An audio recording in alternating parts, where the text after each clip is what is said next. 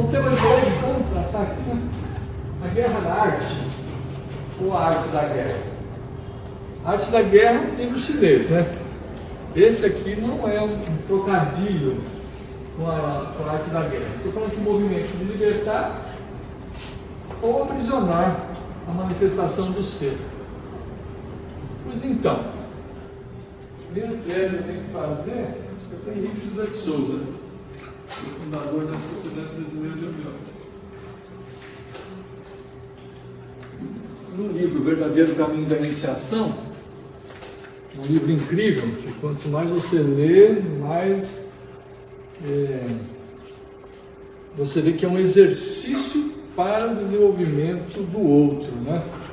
Ele constrói um raciocínio, um entendimento, e a hora que você chega no entendimento, você concorda com ele fala, mas tem outro lado, ele leva você para o outro lado. A hora que você chegou do outro lado, ele te leva de novo para o outro lado. Um pilates cerebral, aquele livro. Muito bom.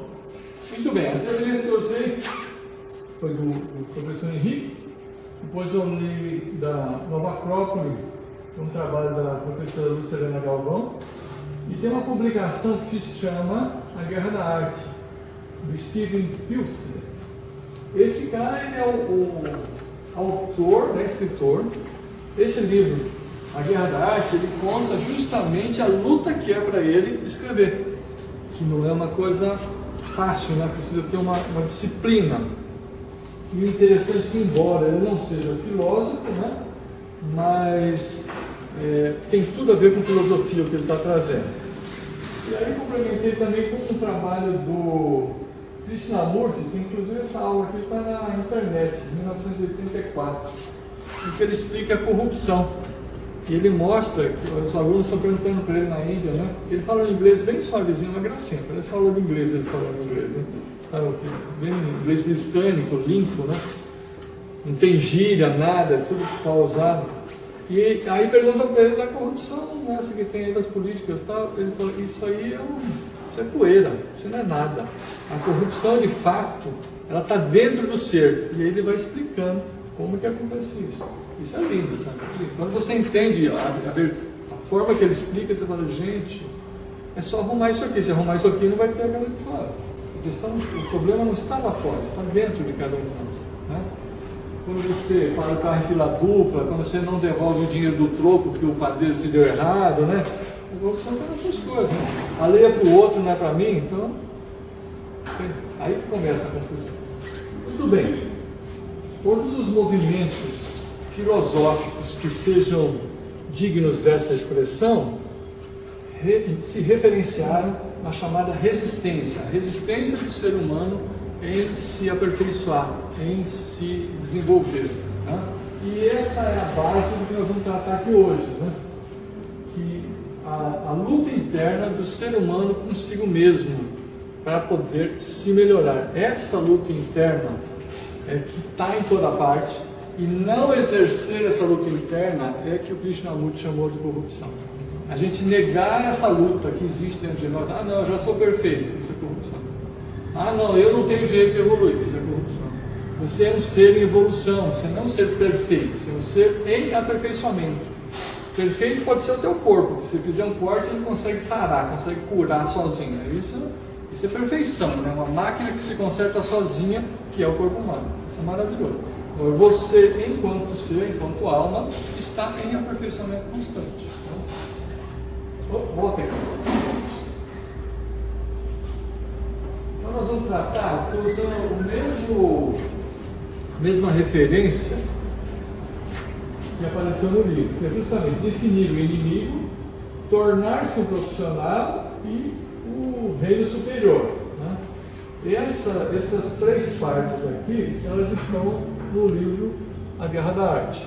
É a forma como ele dividiu o livro em três partes. Que, como eu disse, embora ele não seja filósofo, mas é um estudioso. Né? Inclusive, ele tem um livro em que ele compara o Bhagavad Gita com os dias de hoje, faz um romance aqui hoje, né? Mas quem já leu o Bhagavad Gita vai ler o romance e falou, ele está trazendo para os dias atuais. Que é uma guerra, as guerras que estão nos livros sagrados, que a gente fica pensando que é guerras de povos, né? Mesmo as guerras bíblicas, né? A gente está olhando para aquilo lá. Gente, essas guerras estão dentro da gente. Esses livros são para o desenvolvimento humano. Não adianta você ficar pensando, esse povo não gostava daquele, por isso que eles brigavam, tá? Não é isso que conta. Se você entender aquela mecânica lá, você vai ver que aquela mecânica está acontecendo dentro de você. Por isso que a gente precisa procurar diminuir o número de intérpretes entre você e a ferramenta. Então, se você quer saber o que quer dizer aquilo que está no livro, você vai perguntar para o outro, para o sacerdote, para o pastor, para o padre, você já criou um filtro de você aqui. É legal você ler, ter um entendimento, outra pessoa também ter um entendimento, e aí conversar. O que vocês estão entendendo? Estou entendendo isso. E você, estou entendendo aquilo. Isso é legal. Agora, eu abrir mão do meu entendimento para perguntar para você o que quer dizer isso aqui e seguir o que você me falar, aí não traz assim que é a corrupção que o Krishnamurti fala. Você não precisa, não é para você seguir os outros, é para você ter o seu entendimento e aí ouvir o entendimento dos outros, respeitar que o entendimento dos outros é diferente do seu, permitir que você possa falar, poxa, eu não tinha olhado para esse ângulo, talvez, não tenho certeza, talvez seja desse jeito aí, talvez não, e aí você vai somando, né? Vai construindo. Então vamos falar da resistência, né? Que é o inimigo da evolução, inimigo entre aspas, porque se não tiver resistência, não tem evolução, né? Se você não tiver nada que opõe, né? Que cria, é como você fazer assim, tem muita gente que fala assim, se você sofrer, você evolui. Isso é uma grande bobagem. Não tem nada a ver sofrimento com evolução. O sofrimento é justamente o seu não entendimento do que é para fazer, então você sofre. No entanto, para você, por exemplo, trabalhar fisicamente, você vai fazer um esporte, então vai ter uma resistência. Vamos imaginar aqui, vou pegar um exemplo aqui, eu gosto de subir as montanhas por aqui. Para subir montanha você precisa ter condicionamento físico. Se você falar para mim, Ricardo, vai na academia, eu falo, não vou. Você fala bem, vamos subir aquela montanha? Eu falo, interessou. Mas para subir lá você precisa se condicionar. Aí pronto, aí quando eu estou indo lá na academia, eu não estou indo na academia, estou indo subir a montanha. Mas eu estou me preparando para conseguir ter o condicionamento para subir a montanha. E tem montanhas aqui que a gente anda 8, 9 horas para conseguir acessar patamares altos. Você precisa ter condicionamento, senão você se machuca. E aí você vê assim, então existe uma resistência muscular, né, para você fazer atividade física, e vencer essa resistência muscular, junto com alimentação e sono, cria um condicionamento físico, percebeu? Então não é sofrer, não adiantaria nada falar, em vez de eu fazer academia, eu vou ajoelhar no milho, que eu sofro bastante e depois eu subo a montanha. Não funciona, cara. Não é sofrer. E que Deus seria esse que ia gostar do sofrimento dos seus filhos, né? Se vocês sofrerem, eu vou levar vocês para o céu, né, cara? Essa é uma coisa assim de, veja assim, como a interpretação equivocada do texto sagrado, né? Enfrentar a resistência, sim. Sofrer, se está sofrendo, é porque alguma coisa não encaixou. Precisa entender o que precisa melhorar. Muito bem. Agora nós temos as oposições, falando de resistência, né? A vida versus a morte, né? A morte é o medo da morte, né? O amor versus o medo. Muita gente fala da guerra do bem e do mal. Na verdade, a guerra não é do bem e do mal. É do conhecimento e da ignorância, né? É do amor e do medo. Os grandes seres, os grandes iluminados, pegar Jesus e Cristo como uma referência, ele vem ensinar o amor para a gente. Ele não vem ensinar você a ser mais bonito que o outro, você a ser mais forte que o outro, né? Mais inteligente que o outro. Ele vem ensinar o amor. E se você olhar o que o professor Henrique José de Souza ensinou aqui, ele ensinou o amor. Ele diz claramente que de nada adianta você ter conhecimento e inteligência se você não conseguir amar o próximo. Muito bem. Tem movimentos construem versus destruem, né? Construção ou destruição. Atuação ou procrastinação. Tem alguma coisinha que você está adiando? Uma coisinha que você tinha que fazer, você enrolou e não fez? Tá? É a tal da resistência, gente.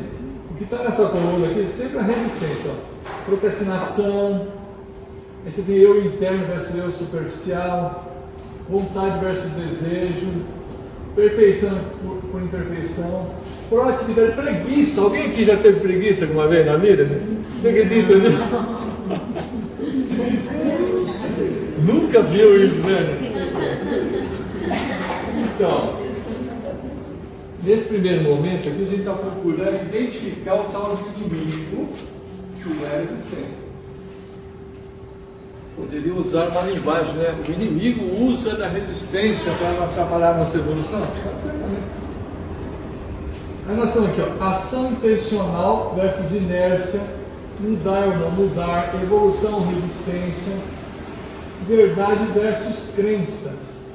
Que veja assim, todos nós temos crenças. Não tem como você falar, não tenho crença nenhuma. Tem, todos nós temos.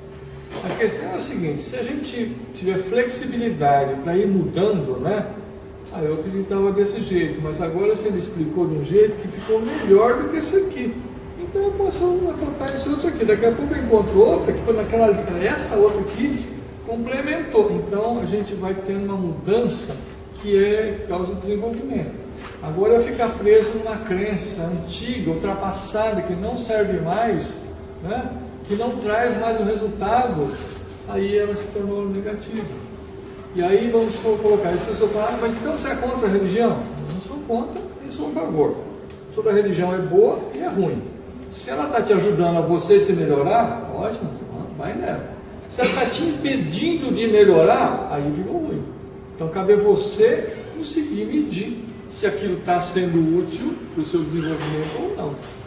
Qual que é a boa? Aquela que você se melhora. Aquela que você consegue se melhorar com ela, beleza, vai nessa. É bom para melhorar. Agora, se você não consegue se melhorar, mas todo mundo da minha família vai lá, então eu também vou. Mas está dando bobeira, né? Aí você está no tal da corrupção que o Krishnamurti fala. Você está descolando do seu entendimento. Considera assim, ó, as religiões, vamos comparar aqui como se fossem as ferramentas do jardineiro, tá? E o jardim é a sua vida.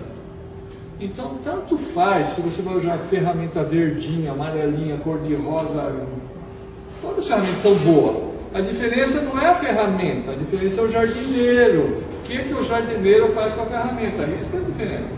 Então, em toda religião você vai encontrar gente boa, em toda religião você vai encontrar os malas.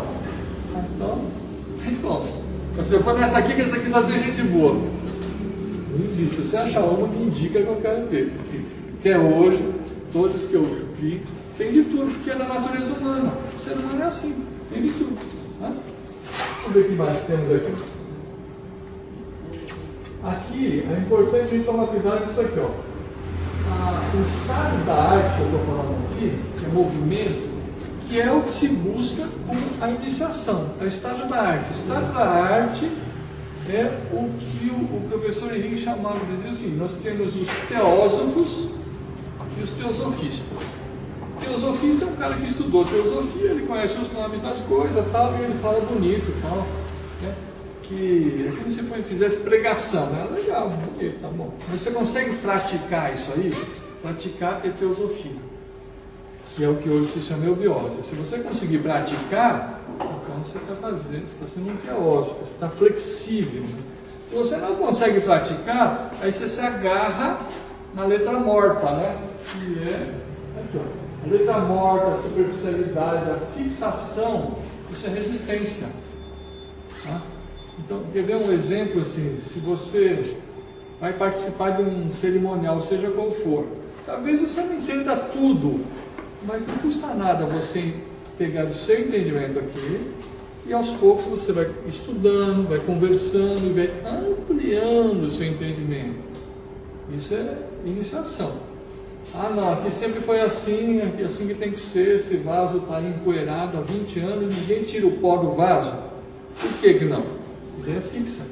Então nós temos que considerar assim, que, embora o conhecimento iniciático seja flexível, as pessoas não são tão flexíveis. As pessoas se agarram, tem que ser assim, sabe? Por que tem que ser assim? Como você chegou a esse entendimento? Porque me ensinaram assim, mas quem te ensinou, por que era assim? Se você não entendeu o porquê, aí virou crendice de novo, virou ideia fixa, vira letra morta. Aí fica o povo que está lendo a Bíblia achando que se sofrer vai para o céu. Não está escrito isso lá. Não está escrito isso. Quando fala aqui, o indivíduo fez um sacrifício ao Senhor, é um esforço em se melhorar, né? Ou então você fala assim, não, ele botou todos os pecados dele no cordeiro, ele vai lá e corta a cabeça do coitadinho do cabrito, e aí ele vai para o céu. Cara, que ideia meio tosca, né, cara? Você que faz a atrapalhada e o bichinho que paga. Tem entendimento aí que está faltando uns pedacinhos nessa história, né? Olha, a resistência é você mesmo boicotando os seus sonhos, né? Porque você existe, tem um propósito da sua existência. Não é possível que ele exista em você para nada. Por que você está aqui nesse planeta? Por que você existe, né? Toda existência tem sua necessidade, sua função.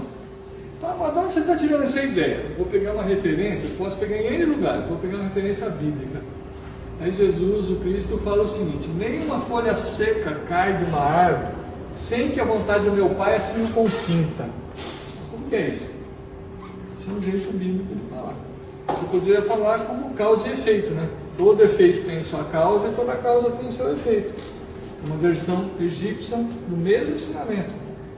Mas, ou seja, não existe nada que não tenha um propósito de existir. Aí o ser humano cisma que ele não existe aqui por sei lá por quê. Percebe? Que esse sei lá por quê é uma resistência, uma negação de você procurar o seu sonho, né? Procurar o que é que você pode fazer que seja benéfico para você e para a humanidade. Agora, olha a situação. Os animais, eles são regidos por instintos. Instinto básico é sobrevivência e procriação. Pronto. Aí você pega o ser humano e soma a capacidade de pensar. Então o ser humano se tornou um predador perigoso, o mais perigoso dos predadores.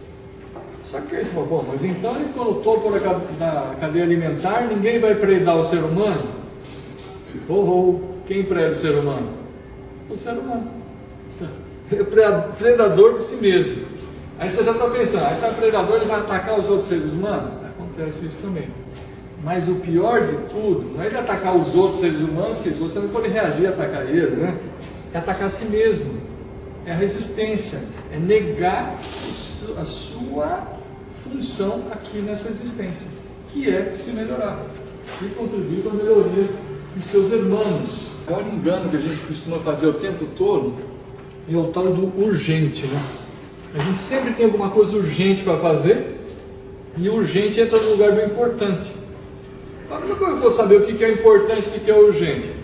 O importante é aquilo que você veio fazer aqui na sua existência.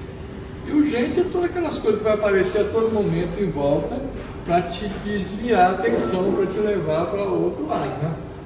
Então é o seguinte, a resistência, ela tem o núcleo, né? Núcleo de resistência. Resistência ela é ardilosa. Você sempre vai ter uma boa explicação para você mesmo, para justificar por que você não fez aquilo que tinha que fazer. Fala, não, cara, mas aqui tinha uma coisa muito séria para resolver, eu tinha que fazer isso, eu tinha que fazer aquilo, eu tinha que ir no banco, eu tinha que rezar. Sempre tem uma explicação que fala, faz sentido.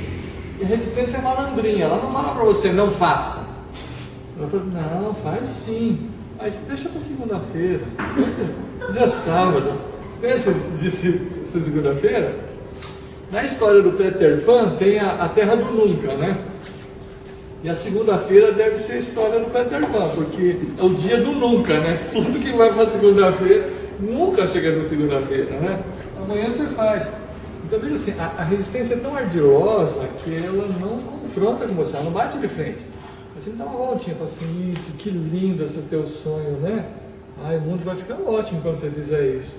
Mas pensa bem, hoje é sábado, amanhã é domingo, churrascada e tal, com os amigos, pode chegar visita em casa, deixa para começar a segunda. E assim vai. Aí você vai de segunda em segunda, de terça em terça, de quarta em quarta, e a vida vai passando. Aí quando a pessoa está lá, enfermos, que tem experiências bem interessantes, de pessoas que estavam em condição de doenças graves em hospitais, né? E aí psicólogos que estiveram atendendo as pessoas falaram assim, mas o que você gostaria mesmo de fazer? Eu gostaria de fazer tal coisa. Aí a pessoa largou daquilo e foi fazer aquela coisa. Você sabe que tem alguns casos, não todos, né? Que a doença cessou. Como é que aconteceu?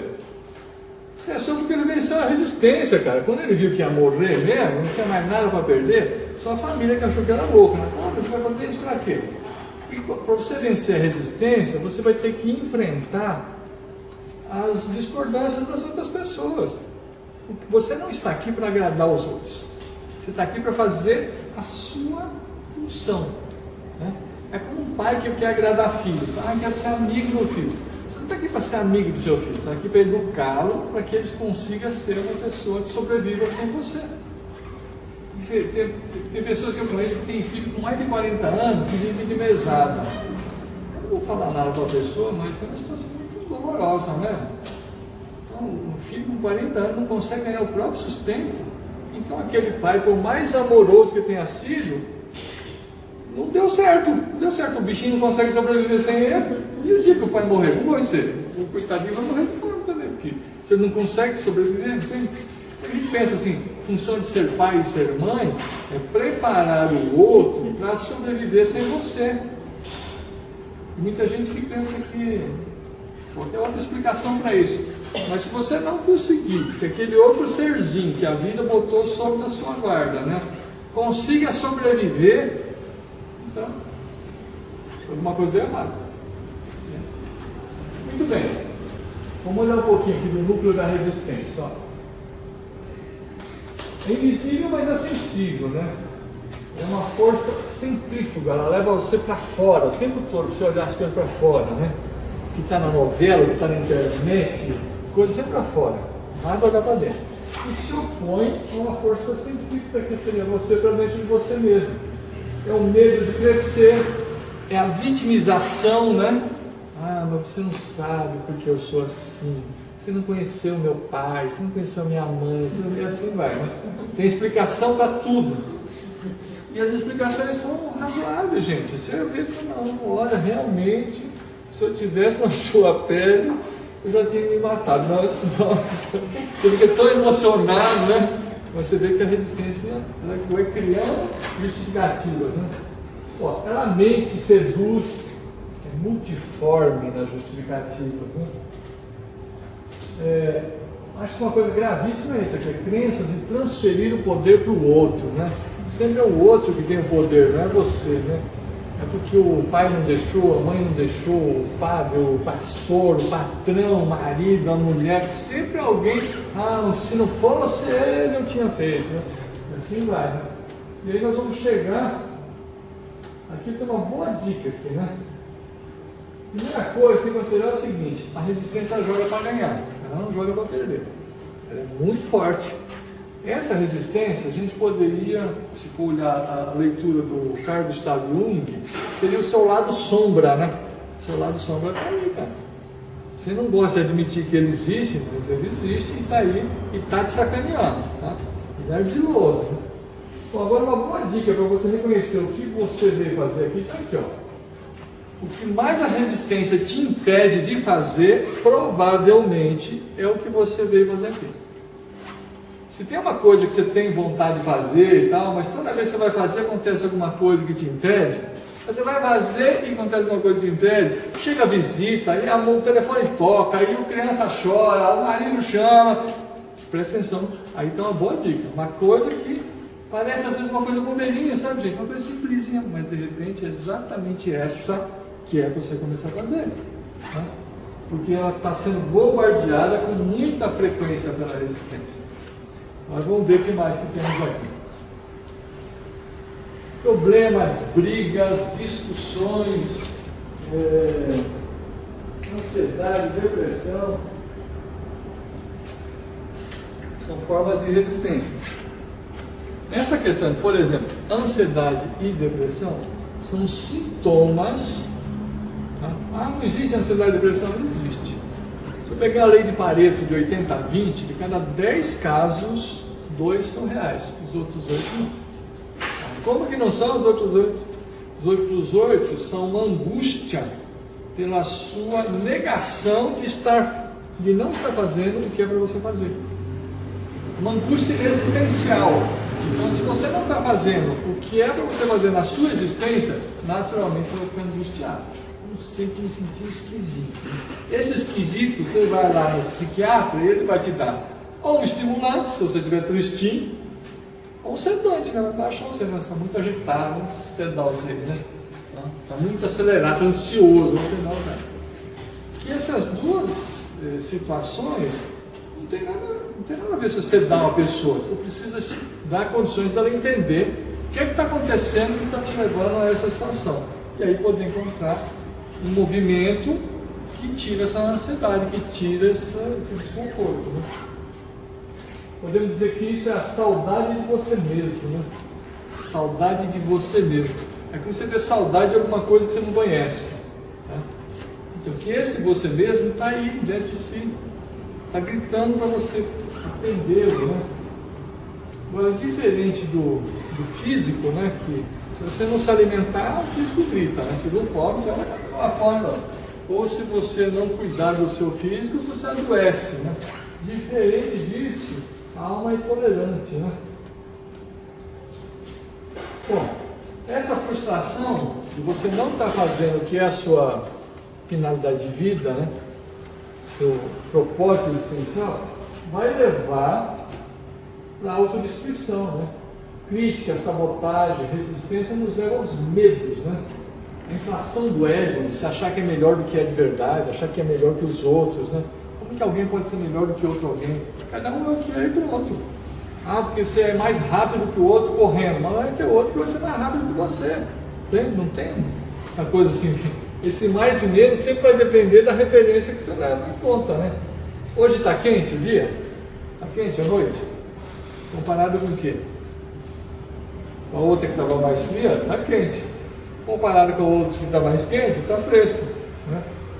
Quem mora na beira-mar, por exemplo, vai ver que aqui está uma bênção nessa noitinha. Está quente, mas está fresquinho. Né? Se você estiver numa cidade de praia, você vê que está quente, mas está quente. É uma noite. Né? É diferente, né? A situação. Tá? Certo? Bom, aí tem aquela coisa de locais de cura, né? Tem muita gente que vai para spa, para se curar disso e daquilo. Entenda o seguinte, isso é resistência também, porque o seu eu interior, seu eu espiritual é indestrutível, gente, é imortal, não tem cura nenhuma. Tá?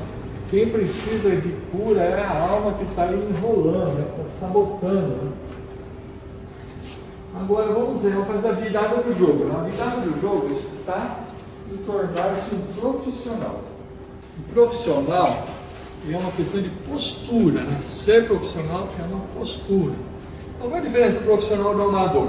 O amador faz a hora que der, tanto faz fazer ou não fazer, se não fizer hoje faz amanhã, é meio que na brincadeira. Né? Já o profissional, ele se disciplina para executar aquilo que ele vai executar. É como o autor do livro A Guerra da Arte, ele fala que ele queria ser escritor, mas ele já fez de tudo na vida que você imaginar. Né? Até motorista de caminhão já foi. E aí, até que ele arrumou um cara que foi um mentor, que explicou para ele, orientou como é que fazia para ele ser escritor. E aí ele escreveu, até que chegou uma hora que ele completou o primeiro livro dele, independente de se seria publicado ou não. Escrever, disciplina. Ele acorda, ele arruma a casa dele, ele limpa e tal. Aí quando é 9 horas da manhã, todo dia ele está escrevendo. Até a hora que ele mesmo se propôs. Ele falou que ele tem uma empresa que é ele e ele mesmo, é Eu S.A. Toda segunda-feira ele faz reunião com ele mesmo, avalia o que ele escreveu na semana, se deu certo, se não deu. Tá? Ele se critica, se propõe melhorias e tal. E a situação é a seguinte.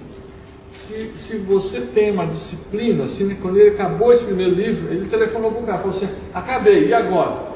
Então falou assim, começa outro. Você acabou? Começa outro. Entende? Ser profissional é isso, não importa se vai publicar, se não vai publicar, se vai ser aceito, não vai ser aceito. É o seu trabalho, você se comprometeu a fazer, então cumpre o que você se comprometeu a fazer. É um compromisso interno, né? Com você mesmo, com aquilo, eu vou fazer isso. Mas se ninguém gostar, paciência, mas eu vou fazer porque é o que eu entendi que é para eu fazer.